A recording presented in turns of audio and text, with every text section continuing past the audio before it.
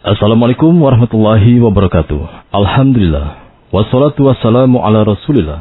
Wa ala alihi wa sahbihi wa mawala.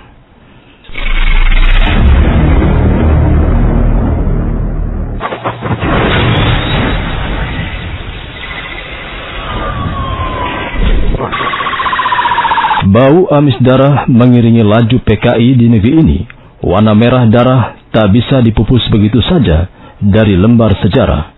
Beragam pemberontakan yang pernah menggores etalase bangsa ternyata tidak bisa dibandingkan dengan pemberontakan PKI. Bercak-bercak darah segar tercecer di lantai beranda negeri. Saat kaum muslimin sibuk memerangi radikalisme ISIS, Al-Qaeda, dan lain-lain, serta Syiah, tiba-tiba muncul tantangan dan gangguan baru, yaitu komunisme. Ketika anak negeri menghirup udara segar yang merupakan karunia ilahi, PKI menikam dari belakang. PKI menebarkan teror, ketakutan pun meliputi negeri ini. Tak cuma air mata dan peluh yang menetes, duka anak bangsa harus dibayar mahal dengan darah. Itulah PKI. PKI yang kini coba dihidup-hidupkan kembali sebagai kaum tertindas, kaum yang dizalimi. Anak-anak asuh PKI kini telah besar, telah mampu bermain siasat. Kini mereka berupaya memupuk jejak hitam penuh noda generasi pendahulunya. Anak-anak asuh PKI telah banyak bersarang dan menyerangkan diri di lahan-lahan strategis yang ada di negeri ini. Mereka hendak melampiaskan dendam kesumat, menjungkir balikan fakta, dan menuntut sesuatu yang senyatanya tak pantas diberikan kepadanya. Bagi mereka, mempermalukan bangsa di hadapan publik internasional bukanlah sebuah aib. Jangankan sekedar mempermalukan, menumpahkan darah pun bukan sebuah dosa bagi mereka. Cara apapun yang akan mereka tempuh untuk menegakkan komunisme di Indonesia, walau harus dengan menebarkan teror dan bau amis darah. Musuh utama PKI adalah kaum muslimin dan TNI Polri. Karena itu, PKI senantiasa berusaha memecahnya. Permusuhan PKI terhadap kaum muslimin karena ajaran komunis sangat bertentangan dengan Islam. Cermatilah bagaimana orang-orang komunis dengan begitu mudahnya menghabisi nyawa seseorang. Tak hanya kepada orang yang dianggap lawan, teman seiring pun akan dihantam, bahkan dibunuh, manakala dianggap menghalangi tujuannya. Itulah watak PKI. Tak bisa diingkari, doktrin pertentangan kelas yang ditanamkan kepada kader PKI telah banyak memberikan pengaruh untuk berontak. Kaum miskin, buruh tani, buruh perkebunan, para pekerja tambang dan pabrik adalah sosok manusia yang sangat rentan disusupi paham komunis. Nyaris semua pemberontakan di Nusantara yang dilakukan komunis melibatkan kaum marginal atau pinggiran, seperti petani ataupun buruh. Mengingat doktrin pertentangan kelas pula, kaum Marxis komunis membangun kekuatan massa di pusat-pusat perburuhan atau pertanian. Di situ banyak buruh, di situ pula kader-kader komunis melakukan perekrutan pengikut. Di situ banyak petani miskin, di situ pula agen-agen Marxis bergerilya menancapkan cakar komunismenya.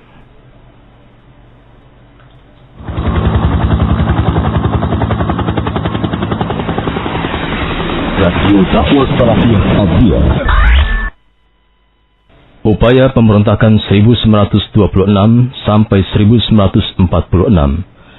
Ketika Alimin dan Musso di Moskow, Uni Soviet, mereka menyampaikan rencana revolusi, perlawanan terhadap penguasa. Rencana itu didukung Trotsky sebagai Menteri Pertahanan Uni Soviet, namun ditolak oleh Stalin. Karenanya Alimin dan Musso diminta tinggal di Uni Soviet selama 3 bulan untuk menjalani reindoktrinasi tentang teori perjuangan revolusioner. Stalin melarang pemberontakan untuk diteruskan. Alimin dan Musso ditugaskan untuk membawa keputusan tersebut ke Hindia Belanda atau Indonesia. Namun ternyata Musso menolak keputusan Stalin dan tetap meneruskan pemberontakan. Bisa Anda lihat di Komunisme di Indonesia, bab 1 halaman 34. Lihatlah betapa jaringan komunis internasional telah mencengkeram Nusantara. Tujuan perlawanan mereka terhadap pemerintah Hindia Belanda atau pemerintah Indonesia setelah kemerdekaan adalah menjadikan wilayah Nusantara sebagai negara berhaluan komunisme. Itulah cita-cita mereka. Tengoklah perjalanan sejarah pemberontakan di wilayah Banten pada November 1926. Kaum komunis berhasil memprovokasi massa buruh dan juga petani untuk memberontak dan membuat kerusuhan. Nyaris bersamaan waktu, terjadi pula pemberontakan di wilayah Keresidenan Jakarta dan wilayah Priangan, Jawa Barat. Beriring waktunya dengan pemberontakan komunis di Solo jelang tutup tahun 1926, di Kediri meletus pula pemberontakan orang-orang komunis. Awal Januari 1927, orang-orang komunis membuat onar, berontak, membantai masyarakat Silungkang di wilayah Sumatera Barat. Sekian banyak makar ditorehkan oleh para pengusung ideologi Marxis di Nusantara. Sekian banyak pula korban berjatuhan, kerugian finansial, dan kerusakan infrastruktur masyarakat. Apa yang dilakukan orang-orang komunis tak memberikan kebaikan sedikit pun terhadap kehidupan bermasyarakat, berbangsa, terlebih kehidupan beragama. Komunisme hanya menjadikan situasi tidak kondusif. Fakta sejarah yang terpapar di atas adalah fakta yang terekam saat kemerdekaan Republik Indonesia belum diproklamirkan. Pasca kemerdekaan, komunis berulah juga. Antara Oktober sampai Desember 1945 dikenal dengan peristiwa 3 daerah. Para pengusung PKI berusaha melakukan pemberontakan untuk menguasai Tegal, Brebes, dan Pemalang. Mereka melakukan konsentrasi massa di Desa Talang, Kabupaten Tegal. Namun upaya pemufakatan jahat kaum komunis berhasil ditebas pasukan pemerintah. Pungkas di peristiwa 3 daerah ternyata tak menjerahkan mereka, para pengusung ideologi anti-agama ini. Februari 1946, mereka membuat aksi berontak di wilayah Cirebon. Upaya mereka merebut kekuasaan pemerintahan daerah tak mampu dilakukan. Massa PKI dipukul mundur oleh pasukan pemerintah dan kaum muslimin. Musso datang, Madiun meradang. Sekembali dari Rusia, Musso mengambil alih kendali partai. Tanggal 1 September 1948, Komite Sentral Partai Komunis Indonesia (CCPKI) kali pertama terbentuk. Musso dipilih sebagai ketua PKI. Aroma Rusia pun masih kental tercium. Bara revolusi kaum Marxis-Leninis di Rusia masih kuat membakarnya. Keberhasilan kaum komunis di Rusia coba ingin diwujudkan di Indonesia. Musso pun ambil langkah. Sejak Musso memegang tali kekang partai, wajah garam PKI semakin menguat. Para pimpinan partai sering melakukan orasi di hadapan massa. Isi orasi pun syarat muatan yang membakar emosi massa, menghasut, memberikan janji-janji muluk, mendiskreditkan pemerintahan Republik Indonesia. Yogyakarta, Sragen, Solo, dan Madiun adalah jalur aksi agitasi mereka. SOPSI sebagai organisasi PKI untuk para buruh menggalang kekuatan massa buruh di Klaten, Jawa Tengah untuk mogok kerja. Tak hanya itu saja, kaum komunis pun melakukan aksi-aksi teror terhadap orang-orang yang tak segaris dengan mereka, seperti terhadap para pegawai pemerintah dan tokoh kaum muslimin di daerah-daerah. Akibat berbagai aksi itu, situasi pun memanas. Kerusuhan meletus di Solo. Darah mereka pun tertumpah. Kolonel Sutarto, Panglima Divisi 4 Panembahan Senopati, dibunuh oleh PKI. Setelah itu, Dr. Murwardi pun diculik dan dibantai. Nama terakhir ini, yaitu Dr. Murwardi, kemudian disematkan menjadi nama rumah sakit umum daerah di Surakarta yang bernama RSUD Dr. Murwardi Surakarta. Rumah sakit ini terletak di Jalan Kolonel Sutarto. Saat perhatian terfokus ke Solo, di Madiun, situasi menegang. Pada 18 September 1948, Musso memberikan komando untuk menguasai wilayah Madiun dan sekitarnya. Operasi pemberontakan berhasil dilaksanakan. Hari itu Madiun dikuasai oleh kaum komunis. Pasukan TNI terdesak di pinggiran Madiun. Perkantoran pemerintah dan beberapa objek vital dikuasai oleh komunis. Proklamasi berdirinya negara Republik Soviet Indonesia segera dipublikasikan. Sebagai pimpinan pemberontakan, Musso membentuk pemerintahan Front Nasional. Tak berlangsung lama, komunis menguasai Keresidenan Madiun, Purwodadi, dan Cepu. Pemberontakan ini memakan korban yang tidak sedikit. Di antara para korban pembantaian ialah para pejabat pemerintahan, TNI, polisi, dan tokoh masyarakat Muslim. Sebuah sumur tua di desa Soco, Kecamatan Benda, Kabupaten Magetan, merupakan tempat kuburan massal korban pembantaian PKI. Ada 108 jenazah ditemukan, 78 jenazah dikenali, sedangkan sisanya tak bisa dikenali. Di antara korban, Bupati Magetan Sudibjo juga ditemukan korban pembantaian PKI di sebuah sumur di desa Kresek, Kecamatan Wungu, Kabupaten Madiun. Di tempat ini ada 17 nama korban, di antaranya adalah Kolonel Marhadi. Adapun di sumur tua yang berada di desa Cigrok ditemukan jenazah 22 orang, di antaranya jenazah para kiai, pengasuh pondok pesantren. Pemberontakan PKI di Madiun tidak berlangsung lama. Dalam kurun kurang dari 2 pekan, para pemberontak bertukuk lutut. Pasukan pemerintah membasmi anasir PKI, bahkan Muso ditembak mati saat melarikan diri keluar kota Madiun. Para pelakunya lainnya seperti Amir Syarifuddin dieksekusi mati oleh pemerintah.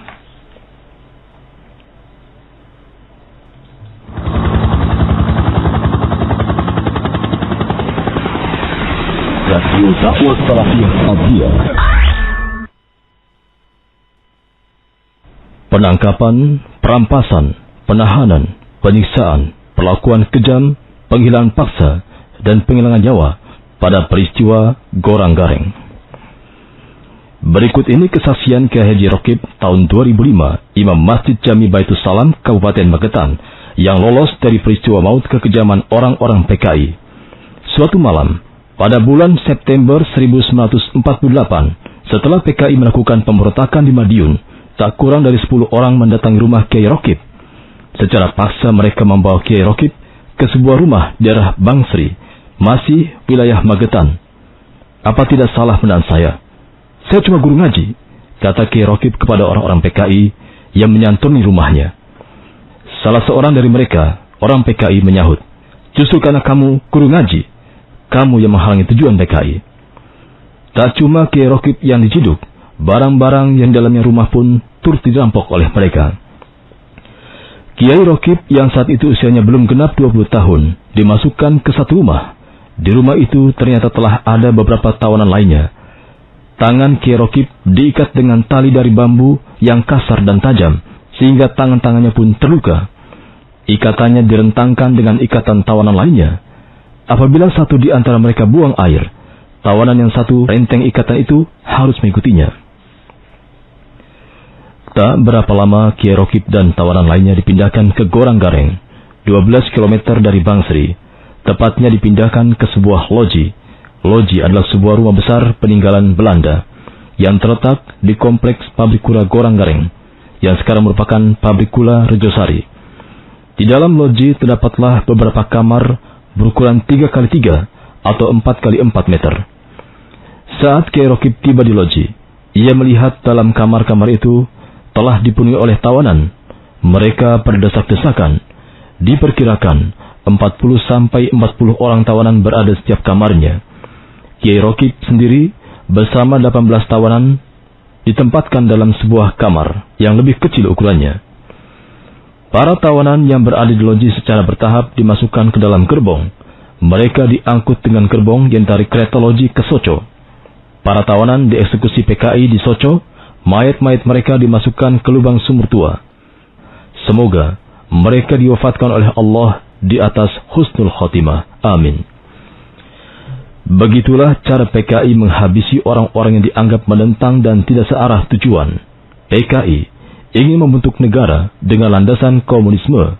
Para kiai, pengasuh pondok pesantren, santri, dan komponen kaum muslimin lainnya adalah orang-orang yang sangat keras penentangannya terhadap rencana Partai Komunis Indonesia tersebut.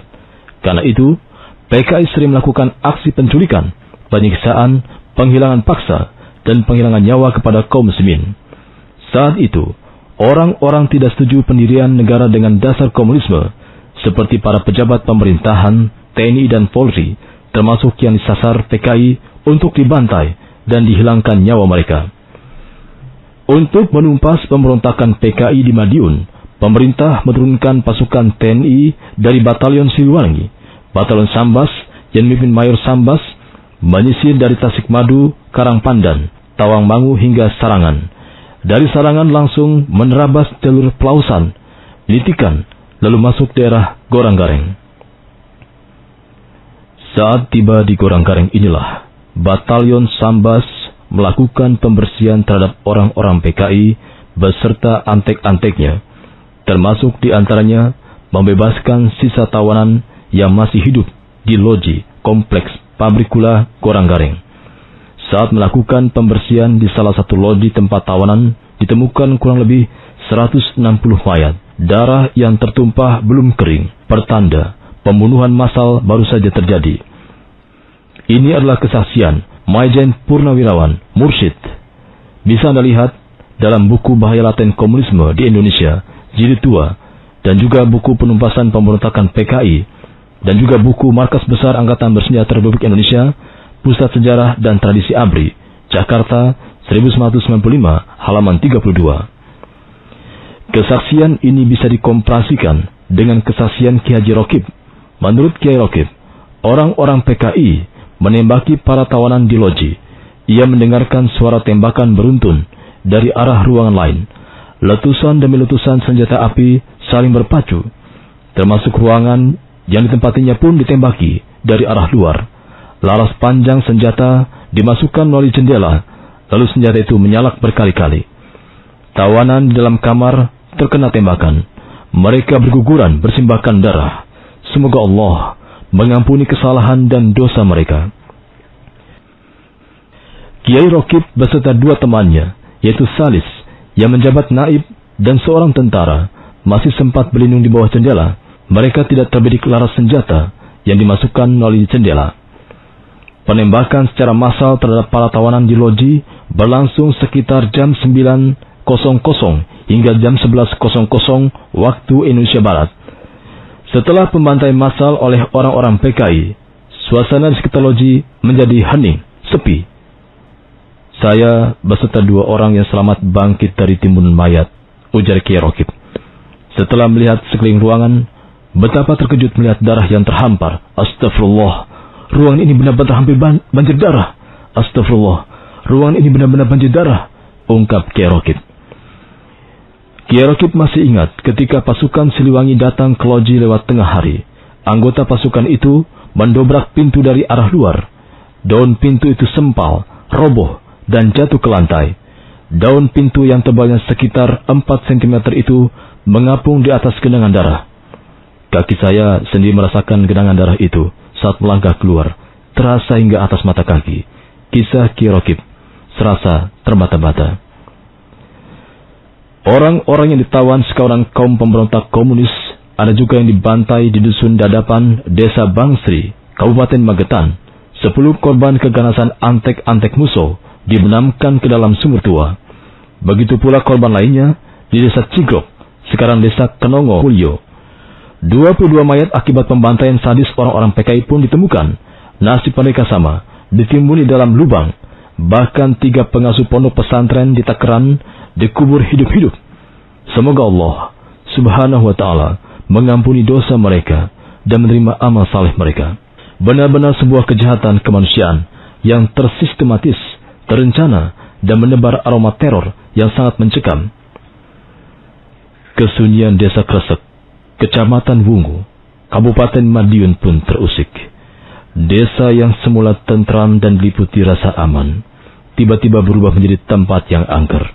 Pasalnya, para algojo PKI membantai dan menyembelih orang-orang yang dituduh bakal menghambat tujuan komunis Indonesia. Mereka menjadikan target pembantaian diantaranya dari kalangan TNI, Polri, anggota DPRD, kiai, pejabat pemerintahan, guru, dan anggota masyarakat lainnya. Para korban dibawa ke sebuah hutan di Desa Kresek. Di tempat itu terdapatlah sumur tua. Para korban yang telah disakiti sebelumnya, setelah dibunuh dengan cara yang sadis, mayatnya dilemparkan ke dalam sumur tua. Kolonel Marhadi termasuk korban yang dibunuh secara keji oleh orang-orang PKI. Tercatat 17 nama yang temukan jasadnya di sumur tua Kresek.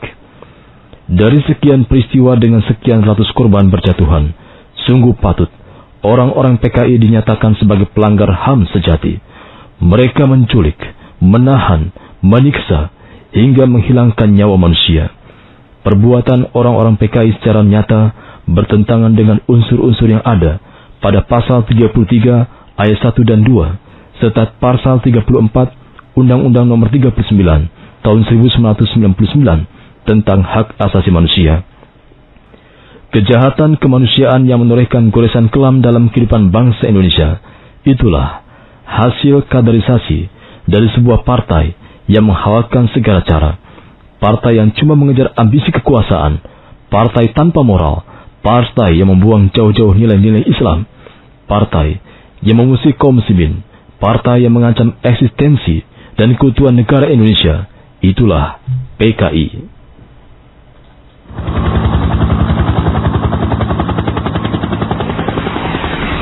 Radio Dakwah Salafiyah Al-Dia.